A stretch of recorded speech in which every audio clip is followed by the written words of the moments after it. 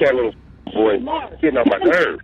I hear is him screaming as I'm trying to listen to you. All right, sir. I love you. Please smack the fuck out of him for screaming like that. It was Christopher's idea to bury your son in the backyard?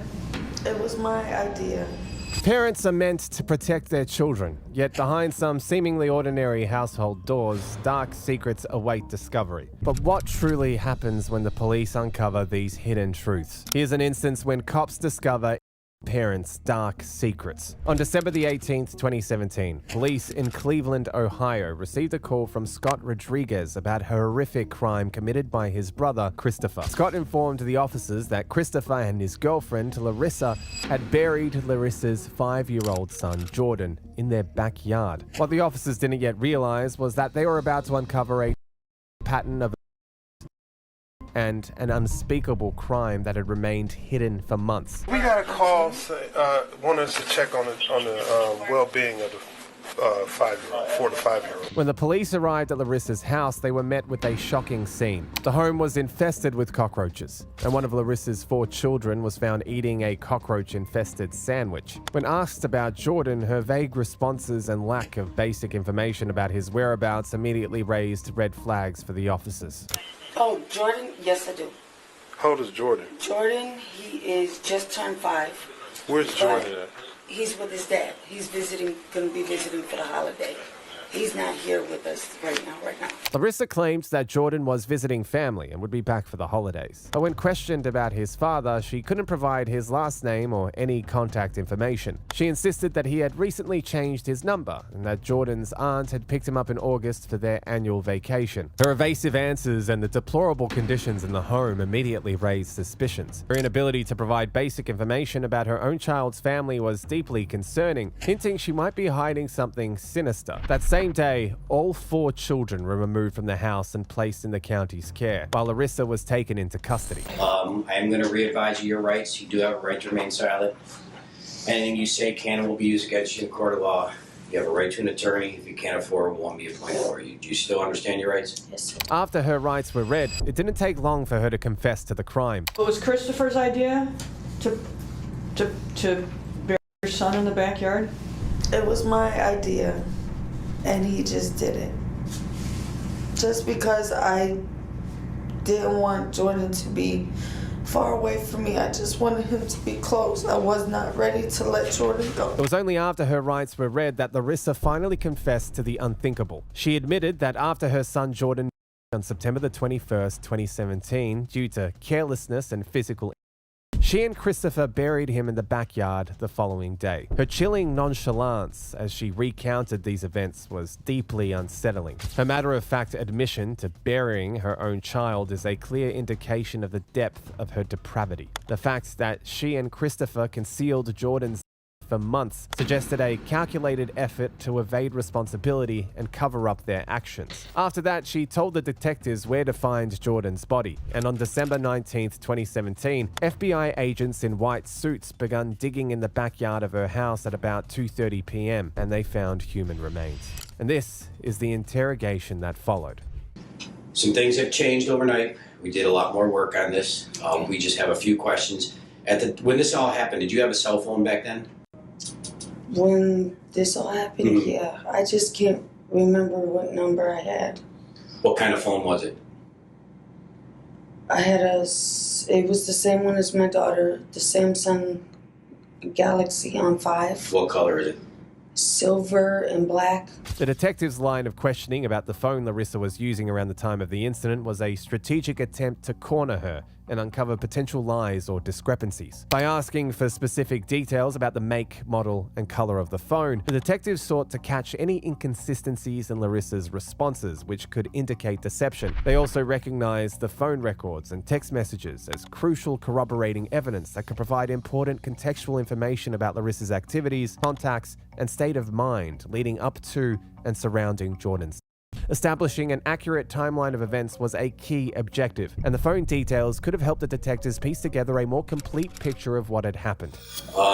When I tell you some things have changed is we did talk with the coroner. Okay. And they finished their initial examination, and there are some problems. The medical examiner's findings would paint an even more picture. The problems being Jordan had an old left wrist. His left wrist was at some point, and it was on its own. How? That's something you need to tell us.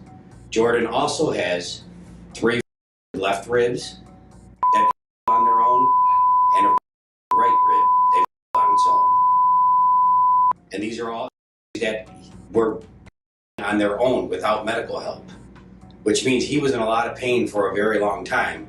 When the detectives presented the medical findings about Jordan's multiple, including a left wrist, 3 left ribs, and a right rib, it was a pivotal moment that exposed Larissa's negligence and lies. Her response was particularly telling. She immediately shifted to a defensive position, claiming she personally didn't cause the incident, and then quickly pivoted to stating she was scared. Medical evidence cornered her in several ways. First, these without medical intervention, proving long-term medical and demonstrating that Larissa knowingly avoided seeking medical care to prevent detection of it. Second, her claim of being unaware of these significant was unbelievable, given their severity. A child with multiple bones would have shown visible signs of distress and pain, especially considering Jordan had special needs and couldn't verbally communicate his suffering. Third, her response pattern of deflecting blame to Christopher while simultaneously admitting she knew something was wrong exposed her complicity. The medical findings also contradicted her earlier narrative of being a protective mother, as she had claimed to defend her children from Christopher's. Her body language during this portion of the interrogation, coupled with her immediate shift to discussing her rather than showing genuine concern about the revealed, indicated she was actively concealing the full extent of her involvement in Jordan's. At this point, the detectives were not ready to believe her lies, at least not after they had uncovered the overwhelming and evidence against her. And you're not being honest about what was happening to this kid.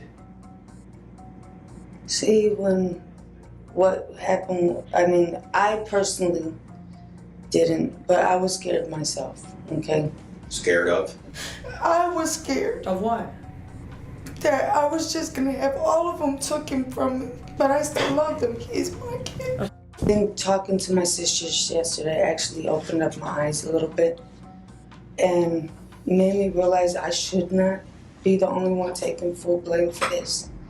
Larissa's sister Anna provided further insight into the family's history, revealing that she had found Jordan tied up with a sock in his mouth. Anna also disclosed that the last time the family saw Jordan alive was on July the 17th, 2017, and by the end of that month, Larissa had told them that Jordan was half in a closet. This testimony from Larissa's sister painted a horrific picture of the Jordan faced in his final months. The fact that Larissa kept her son confined and half in a closet without seeking any medical attention was a chilling indication of the level of cruelty and callousness she and Christopher displayed towards the child. As the interrogation continued, troubling details emerged about Larissa's own troubled past and the dynamics within the household. You know, sometimes I need to be more rough on them, but that's just not in me. To sit here and... I don't want to be that mother either. I just don't want to be that mother either. Right, I don't. I mean, I was like that when I was little. I can't be that type of mom to sit there and expect you, okay, my kid may do something wrong, but I see other discipline, you know, timeouts, you know, corner, you know, bedroom, you know, sometimes my Help Me Grow worker even seen it herself. You know, no matter how bad my little ones can act up, I never had that in me to hit my kids. But I think I was just so scared because I used to get my ass beat by Chris just because I defended my kids. My daughter, my oldest son can tell you, my older son had a pull knife on him because he put his hands on me the way he did. How long were you and Chris together? About 2 years. Okay. And he was living with you from day one? Yeah. Our understanding is that you were dating someone else who moved out and you met Chris online? I was with Jake. Okay. But Jake wasn't in the house for more than 2 weeks. Right. Since when and he I left first and then moved Chris came in.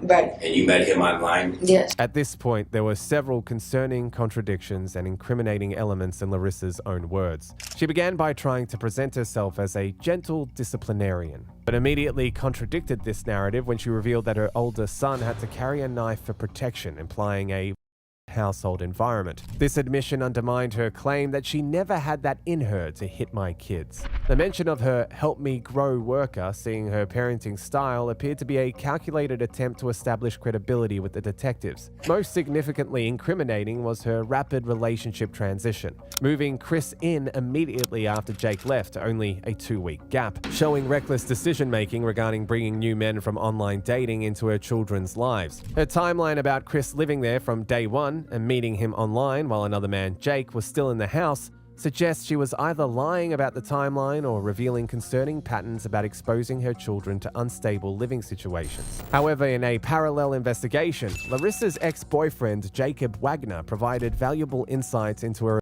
relationship with Christopher. He's with Larissa, refusing to let me see my daughter, raising her as his own.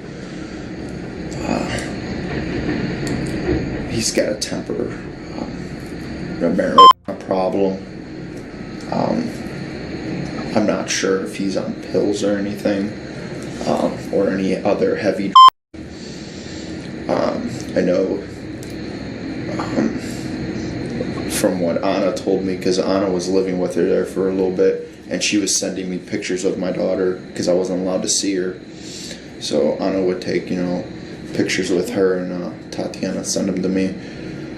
She told me that Chris gets angry when he's not smoking marijuana, and he starts, just gets ballistic. Other than that, I'm not 100% sure. I haven't been in a house since I've left Larissa.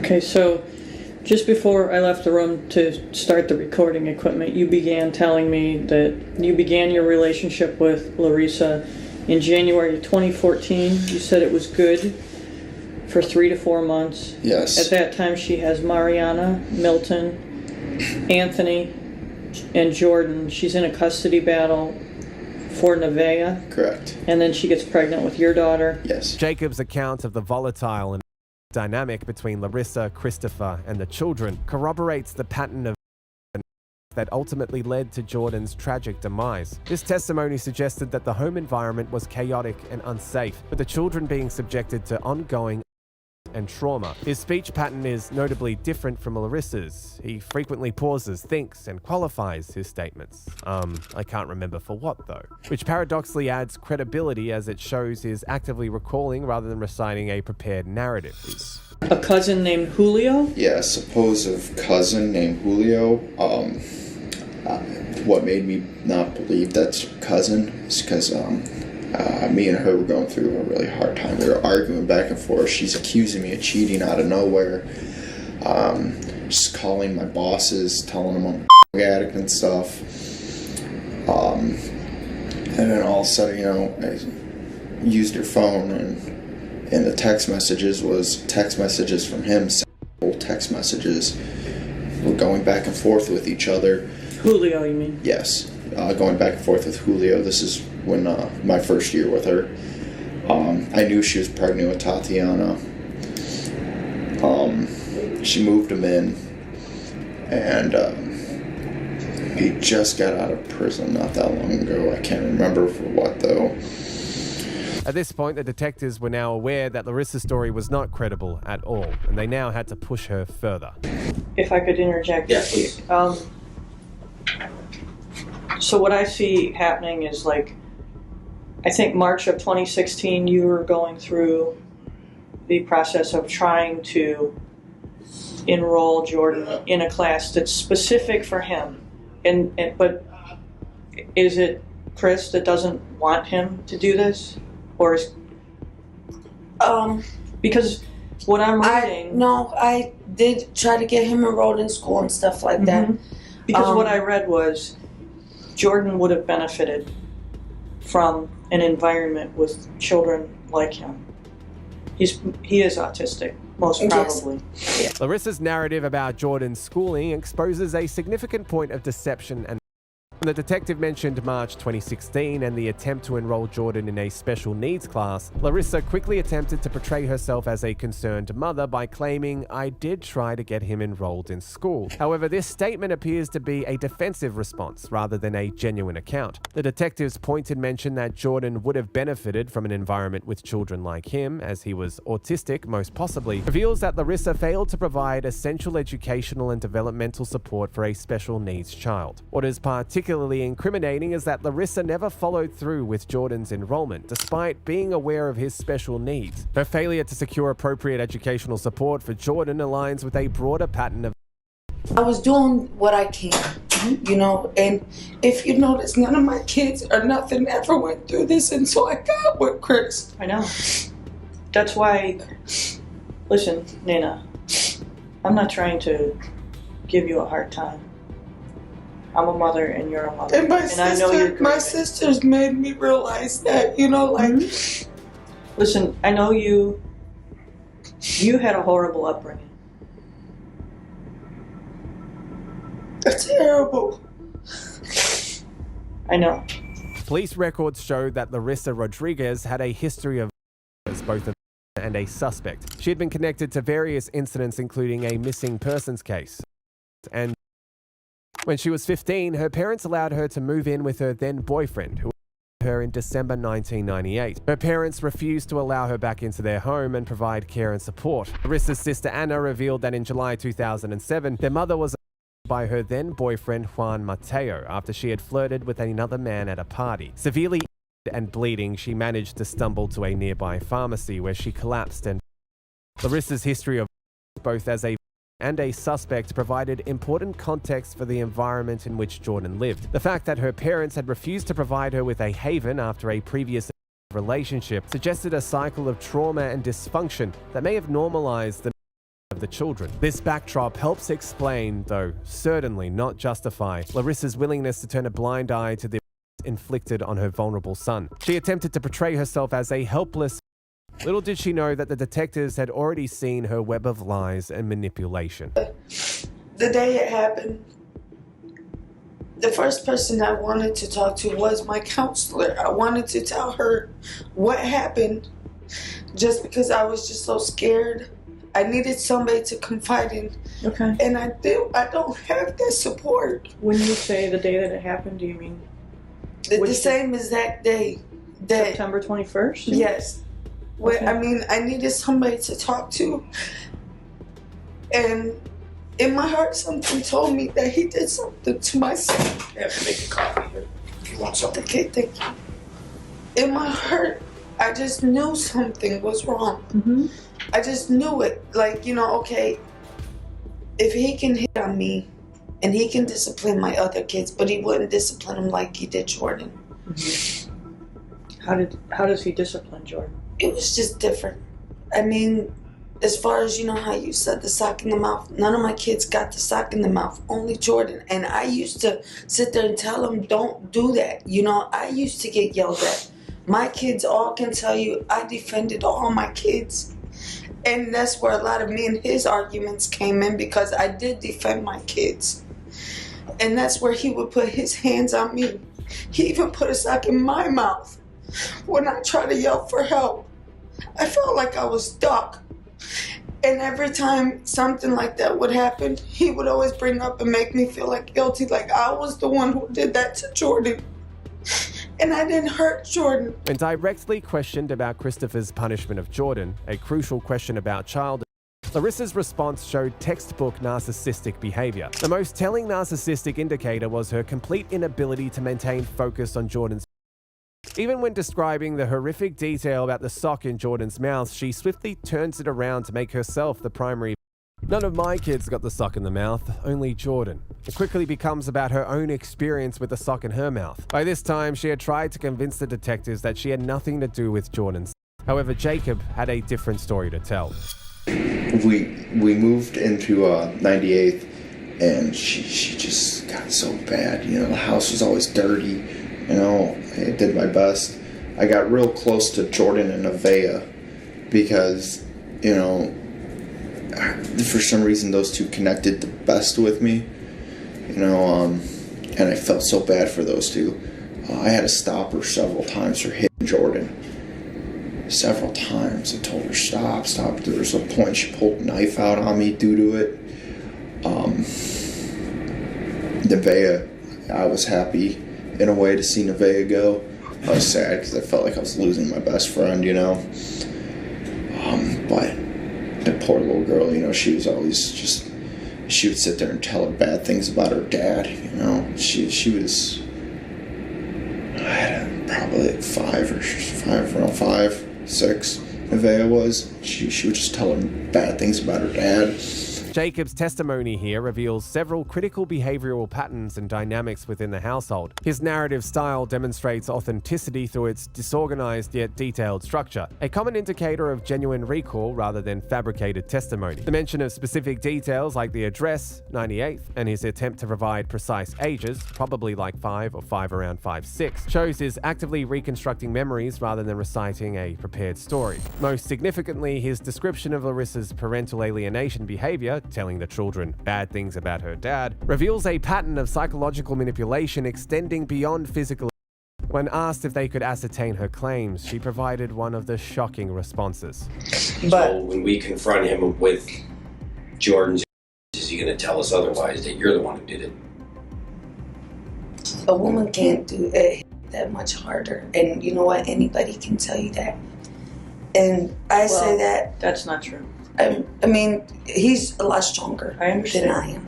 When presented with the possibility of Christopher implicating her, she immediately deploys a gender-based defense strategy, suggesting that a woman couldn't inflict such severe. This is a calculated attempt to leverage societal stereotypes about physical capability to distance herself from the.